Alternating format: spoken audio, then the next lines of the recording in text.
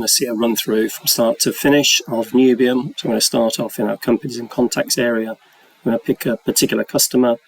On the right hand side of the screen we can see the contacts associated and any addresses and any notes that have been created. On the left hand side we can see what tasks are outstanding, what orders, shipments, sales, bills have been created to date, and from the quoting area we can create a new one. This customer is an active customer already, but we manage that status as a life cycle stage. And I'm going to go back to my quotes and create a new one. Because I'm creating a quote from within the customer record, I don't need to enter any customer details, I just need to enter a title. And then I've got an option to add either existing products or a catalogue item. Catalogue item being one that's not necessarily a repeating item. And I select my product, which brings in some defaults about how this book is going to be created and the size information and the print information.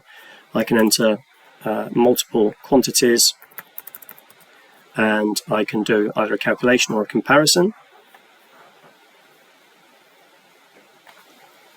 Doing a comparison, we'll look at all of the printing and finishing equipment that we've got and consider digital printing with booklet making, but also, as you see as we scroll down this list of all of the solutions for the 10 copies, you can see these are all on the digital, but then I've got some solutions on the offset.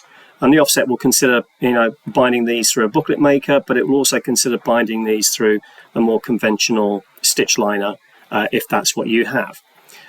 If we scroll back up to the top of the screen, this is the cheapest solution, and then we see activities on the right and materials on the right hand side that are associated to that solution. We have an imposition here that's driven by metrics. If I navigate to my 25,000 copies, then it suggests that the digital, the litho solution is obviously a cheaper solution and the best way to do that job. So I can choose other methods if I wish to, but in my case I've gone with the standard, the suggested methodology, and here we can see the pricing summary and the controls that we've got over our selling price. I'm going to save and close that quote item. That adds that quote item to my quote, and of course I can continue adding additional items if I wish to. I can then output a quote letter via email to my customer, and that triggers the change in status of this quote to submitted, and automatically then drives a new button in here that says create an order.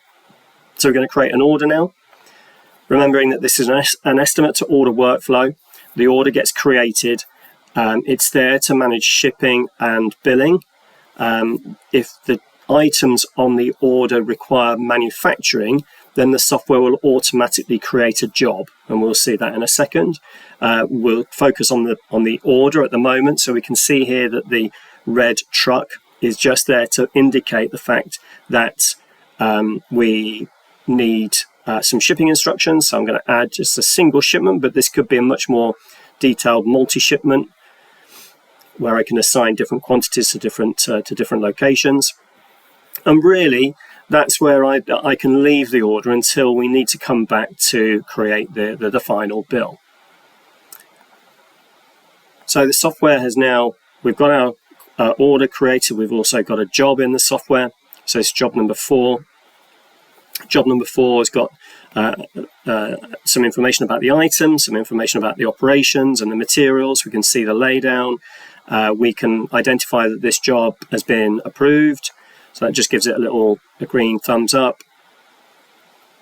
And then we can have a look at our production board. So job number 4, if we look at our job board, then we can see our booklet maker. I'm just going to choose a different view. There we go. So here we can see job number 4. It's got all of these print operations. These are all the different sections that require printing. And then there is my booklet making. So a very simple job. And the idea is that the little icons on the tile show you whether this job could be started or not. So this is identifying that this job could be started.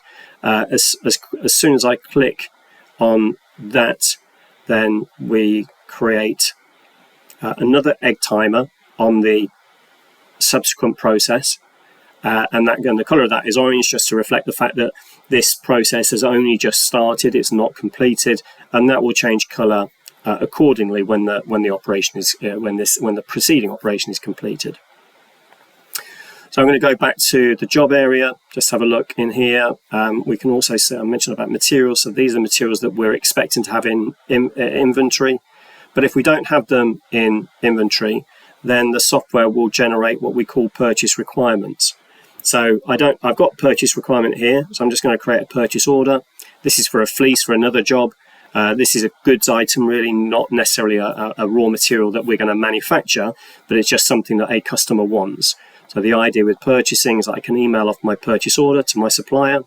Again, that triggers a change in status to awaiting goods. Navigating to the goods in area gives me an opportunity to then receive goods.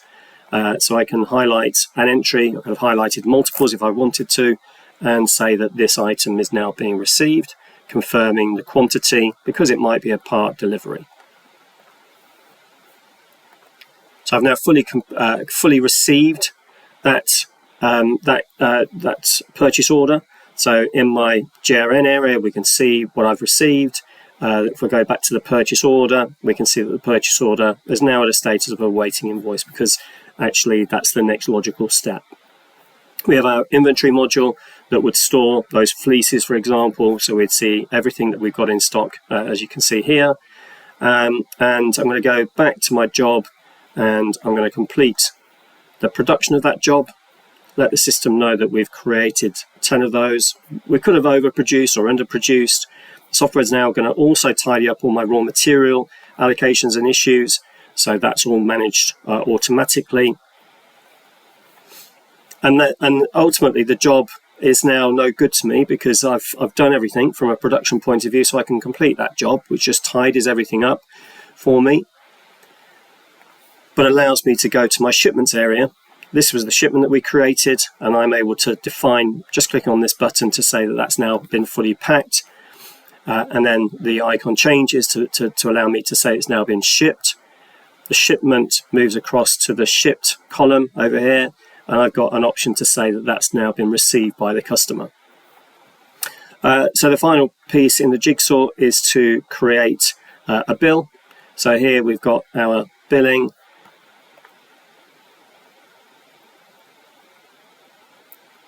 And the idea is that with our integration into QuickBooks Online, we can submit that invoice.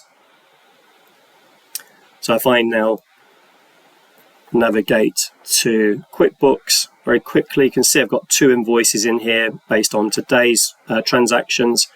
When I refresh or reload the page, we can now see a 3rd entry, this one here, and that's the invoice that I just created.